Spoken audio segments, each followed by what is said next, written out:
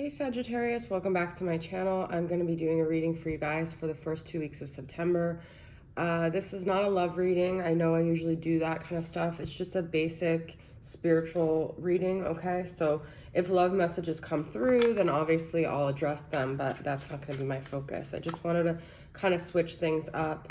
My last few readings, I didn't do any independent deck creators, but I am going to use Mystic Moon's Twin Flame Journey Tarot for you guys and probably the ones beyond because I love this tarot deck. Okay, so Sagittarius, what is going on with you guys for September 1st through the 14th? What are the overall energies for Sagittarius? Sun, Moon, Rising, Venus, and Jupiter. I actually have a Jupiter in Sagittarius, but I always say Jupiter, but a lot of readers don't say that when they're doing zodiacs. Nine of Cups, satisfaction and wish fulfillment. Beautiful. Okay, there's a moon there, so it might be something with the moon, with the Pisces full moon or the Virgo new moon. I think it's the Virgo new moon, okay? Pisces full moon is on September 1st, and it has to do with Divine Masculine, the Emperor, and the Ten of Wands, heavy burden, okay? So, the feeling I'm kind of getting is that this heavy burden is kind of gonna snap in some way, and it will lead to something that you desire, okay? So I don't know if the masculine you're dealing with has a heavy burden, but I do feel like something's gonna come to a head here. He's going to have like a wake up light bulb moment with this light bulb here. And it could lead to your wish fulfillment. Now, it might not be right away, but eventually what happens during this, I feel, either, like I said, Pisces full moon or Virgo new moon, is going to lead to something that you've really been waiting for and wishing for, okay? And it does have to do with your masculine. So like I said, I'm not focusing on love readings, but this is what came through as Divine Masculine. If you are Divine Masculine, then it could be something that you want to happen that's been really weighing heavily on your mind that's finally going to clear itself out, okay? Beautiful. We've got Six of Swords, tranquility ahead, yes. Three of Pentacles, collaboration. Wow, it's so weird. When I saw that, my brain read it as Californication. So something might be with California with you guys, I don't know. But there will be, you know, things more peaceful with the people that you're surrounded by, the people that you work with, the people that you're trying to maybe collaborate on something with. You'll have more peace about it. You'll feel more just peace in your dynamics and relationships around you here. Okay, so I do feel like things are heading in a really positive direction for you guys.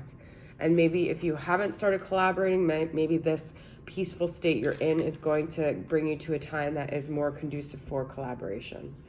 Okay, cool. All right, so let's get some energies from the 7 energies. What is this called? I can't remember the name of the deck now. Oracle of 7 Energies from Colette Baron Reed. It's like a brand new deck. I love it. Okay. What other energies are going on for Sagittarius? Sacred reverence and the land between. And willing release. Yeah, I feel that willing release is about the Six of Swords energy. I just feel that you guys maybe have been in this space lately where you haven't been able to figure things out. It might be because you've been holding on to something that you were like holding on for dear life. I also feel this 9 of Cups, this wish fulfillment, will happen when maybe you're a little bit more flexible about what it is you want. Of course, you want to manifest what it is you want, but maybe there's a little aspect to it that you've been sort of like inflexible about. And I feel like if you're just willing to release like something about it, the way it looks, just be a little more flexible, a little more open. You guys are mutable, so I feel you can do that. It will be like the bridge between, like, you'll create a bridge, okay? Because it's like there's a space here and you're like, how do I get to the other side? So I feel like there are bridges here actually, but you have to go, this is very interesting, you have to go to a higher level, you see, because there's a gap here, but if you go up here, so you have to see things from a higher perspective, maybe a divine perspective, allow yourself to imagine a different way across, okay? So this involves creativity, imagination, and flexibility are the feelings I'm getting, okay? Because then you have a beautiful way to cross over. And I feel that all of that will be the sacred, like the sacred way of doing this. It's almost like you've been through something very spiritual and you were meant to like unlock the key, like to figure it out. And this is what it is. It's almost like that thing that has been right in front of your face the whole time that you haven't really realized, okay? So it could even be a person that's been right there this whole time that you haven't really thought about. So, but I feel a lot of times our journey is like mirroring the masculine's journey. So it's almost like if you keep getting on him because he's not willing to release something, he's not willing to be open-minded, he's not willing to be flexible, that's usually because there's something in your life you need to do, not only because he's mirroring you, but because he will mirror you if you maybe take that first initiative and you do what you got to do for yourself, okay? So I'm going to pull from this Divine Feminine Healing deck and see what are some energies. We've got the Diamond-Hearted Dakini. I see the light in my own darkness. I face my ego beliefs to feel free. We have release and we have ego beliefs. So that's maybe what I was saying too, to be more flexible, is to let go of your ego and like get more in touch with your soul's calling and what you're being. There's way too many cards here. So I'm going to take that one because that was the one that I used before I realized I had like 5 cards that fell out, and I'm going to keep shuffling. So there could also be something about a ring, a diamond here, marriage, something like that with the Diamond-Hearted Dakini. Okay, let's get another one. The High Priestess, okay? This is Pisces energy. Like I said, the Pisces full moon might be significant for you guys. I am one with my soul, and my soul is a legacy of love. That's what I'm saying. So get in touch with your soul and let go of your ego. That's what I just said, okay? So what is your soul calling you to do? What would be the highest, it's like, what is the highest path that you could go? Not just this earthly path, but a path that takes you to your highest calling, to the cosmic level, okay? Is the feeling I'm getting with this. Okay, let's get a couple of, because that also might be the thing that sets the light bulb off in the masculine to do the same. Because I usually feel the masculine is following the footsteps of the feminine. Indecision. I use my intuition in all aspects of life, so that's why I feel you guys might be hindering you right now, is not knowing what to do. Honesty. I can't always expect the truth from others, but I can expect it from myself. So maybe this indecision is regarding maybe there's something you have to make a decision about and you're not being honest with yourself. It could be very easy to be in indecision when we're not being totally truthful. So there's something I feel like you're not telling yourself that would actually help you make a decision. It might not be the decision that you ideally want, but it would be the decision that you know is right based on being authentic to yourself, okay? Pull from the Star Temple Oracle.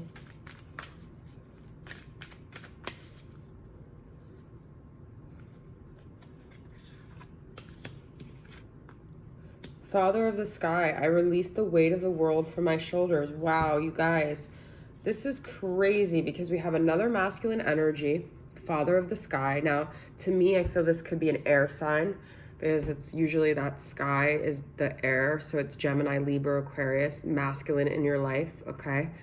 But this is exactly, he says, they say, I release the weight of the world from my shoulders. I don't even think there's another masculine card in this deck. And then we have the weight, this 10 of heavy burden and divine masculine. Some of you on this journey may feel like this divine masculine, this soulmate connection is just too much of a heavy burden at this point. It's weighing you down. It's making you indecisive. It's actually preventing you from fulfilling your wishes. I know nobody wants to hear that, but just for a moment, interpret this the way it resonates with you, okay? This could also be literally father issues, that this father, like, in your mind is always consuming you to the point where it's like making all your decisions is based on like some father wound, some love from your father, some weight of like not being loved from your father. Okay, so I feel that this is saying just release that. Whatever it is that's so heavy on your shoulders, it's time to release that, because it's preventing you from getting what you really want. It's preventing you from the future that you desire. Okay, so we're going to end the reading with an animal magic card.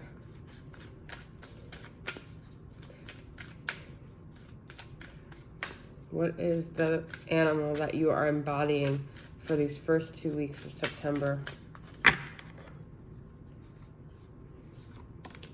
Mountain goat. Well, this is, I was saying about a higher perspective, climbing to the top to see clearly.